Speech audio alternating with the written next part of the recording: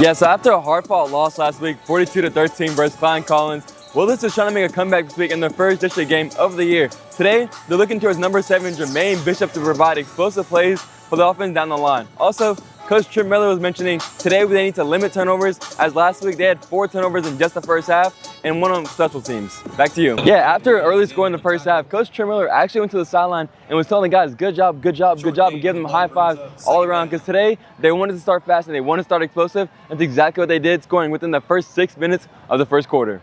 Yeah, so a quick halftime update. Willis is up 21-0 over the Canyon Creek Panthers, but Coach Trent Miller does not want to slow down on offense nor defense. He told his coaches, guys, keep your foot on the pedal, keep your foot on the gas. Let's finish this game and go 1-0 in district. Back to you. Yeah, it's been a totally different Wildcat defense today, as they've given up less than 100 total yards, along with pitching a shutout just in this first quarter. Last week, they went back to practice, made adjustments, and today, they're showing those adjustments pay off. Yeah, so update on quarterback Lincoln Frazier. Today, he's playing a blitz-heavy Canyon Creek defense, but today so far, he's handling the pressure well, as he's completed 60% of his passes in just the first and second quarter, and they're looking to score one more time before the half ends. Back to you. Yeah, this Wildcat offense looks a little different than it did last week, which is last week putting up 13 points throughout the entire game, and this week they're putting up 21 points in just 2 quarters, with Lincoln Frazier throwing 2 of those, and the Wildcat running back running for 1. Back to you.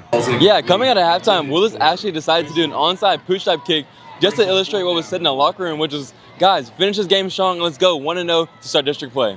Back to you. Yeah, so injury update for number 17, Lincoln Frazier from Willis. He actually had his ankle rolled up on late in the second quarter, and then he went to the medical tent, got it further evaluated, and kind of sat out for a little bit.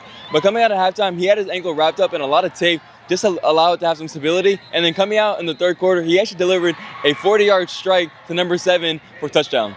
Back to you. Quick player spotlight. Coach mentioned earlier today that they want to start fast, they want to have explosive plays. Well, number 7, Jermaine Bishop, has 3 touchdowns on the day, and he just finished 1 rushing touchdown as it was a jet sweep to the right side.